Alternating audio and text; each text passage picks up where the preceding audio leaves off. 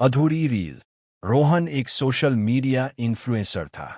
उसका काम था शहर की पुरानी, वीरान और हॉन्टेड जगहों पर जाकर रील्स बनाना। लोग डरते थे, पर रोहन के लिए यह सिर्फ व्यूज और लाइक्स का खेल था। वह भूत प्रेत पर बिल्कुल भरोसा नहीं करता था। एक रात लगभग 11:30 बजे उसे उसके एक सब्सक्राइबर ने मैसेज किया, शहर के छोर पर जो बंद पड़ी कपड़ा मिल है वहां जाओ। उसकी तीसरी मंजिल पर एक पुराना शीशा है। हिम्मत है तो रात के 12 बजे उसके सामने रील बनाकर दिखाओ। रोहन को तो नया कंटेंट चाहिए था। उसने तुरंत अपना कैमरा, ट्राइपॉड उठाया और अपनी बाइक से उस मिल की तरफ निकल पड़ा। मिल का सन्नाटा। रात के ठीक 11:45 बजे रोहन मिल के सामने खड़ा था। चारों तरफ घना अंधेरा था और सिर्फ झींगुरों की आवाज आ रही थी। मिल का लोहे का दरवाजा जंगल लगकर आधा खुला हुआ था। जैसे ही रोहन ने अंदर कदम रखा, एक ठंडी हवा का झोंका उससे टकराया, मानो कोई उसे वापस जाने को कह रहा हो। पर रोहन कहाँ मानने वाला था। उसने अपने फोन का फ्लैशलाइट जलाया और सीढ़ियों से होते हुए तीसरी मंजिल की तरफ बढ़ने लगा। हर कदम के साथ उसके जूतों की आवाज गूंज रही थी। तीसरी मंजिल पर पहुंचकर उसने देखा कि वहां चारों तरफ कबाड़ और धूल की मोटी परत जमी थी, और ठीक बीचों बीच एक खंभे के सहारे टिका हुआ था वह शीशा। वह एक आदमकद, इंसान के कद का शीशा था जिसका फ्रेम काला पड़ चुका था। अजीब बात यह थी कि पूरी जगह धूल से ढकी थी, लेकिन वह शीशा एकदम साफ था, जैसे उसे अभी अभी किसी ने पोंछा हो। रात के 12 बजे रोहन ने शीशे के ठीक सामने अपना ट्राइपॉड सेट किया।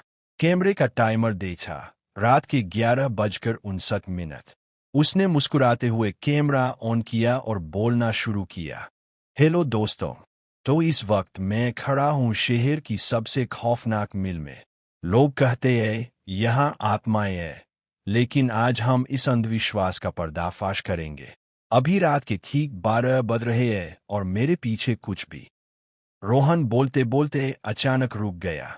कैमरे की स्क्रीन पर शीशे के अंदर रोहन के ठीक पीछे एक धुंधली सी परछाई खड़ी दिखाई दे रही थी। रोहन का दिल जोर से धड़का। उसने तुरंत पीछे मुड़कर देखा, वहां कोई नहीं था, सिर्फ खाली कमरा था। उसने राहत की सांस ली, शायद परछाई का भ्रम होगा। वह फिर से कैमरे की तरफ मुड़ा, लेकिन इस बार जब उसने शीशे में देखा तो उसके पैर जम गए। शीशे के अंदर जो रोहन खड़ा था वह कैमरे की तरफ नहीं देख रहा था। शीशे वाला रोहन धीरे से पीछे मुड़ा और उस परछाई के सामने हाथ जोड़कर खड़ा हो गया। फासला खत्म हुआ। रोहन का गला सूख गया। वह हिल भी नहीं पा रहा था।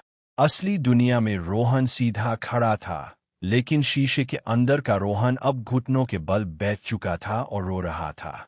तभी शीशे के अंदर खड़ी उस काली परछाई ने अपना सड़ा हुआ लंबा हाथ आगे बढ़ाया और शीशे वाले रोहन की गर्दन पकड़ ली। उसी पल असली रोहन को अपने गले पर एक भयानक बर्फीली पकड़ महसूस हुई। कोई अदृश्य हाथ उसकी गर्दन को भींच रहा था। रोहन तड़पने लगा, हवा के लिए हांफने लगा। उसने चीखने की कोशिश की, पर आवाज नहीं निकली। उसने ट्राइपॉड को गिरा दिया। कैमरा जमीन पर गिर गया, लेकिन उसका लेंस अभी भी शीशे की तरफ था। शीशे के अंदर उस परछाई ने रोहन की गर्दन को मरोड़ दिया था, और बाहर असली दुनिया में रोहन की लाश जमीन पर बेजान गिर चुकी थी। कमरे में फिर से वही भयानक सन्नाटा छा गया।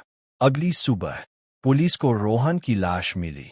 डॉक्टरों ने कहा कि मौत हार्ट अटैक से हुई है, लेकिन जब पुलिस ने रोहन का मोबाइल चेक किया तो उसमें रात के 12 बजे की एक रील सेव थी। वीडियो के आखिरी 5 सेकंड में रोहन की लाश जमीन पर पड़ी थी और शीशे के अंदर से रोहन का चेहरा कैमरे की तरफ देख रहा था। उसकी आंखें पूरी तरह सफेद थी और वह एक डरावनी मुस्कान के साथ कह रहा था, लाइक और शेयर करना मत भूलना।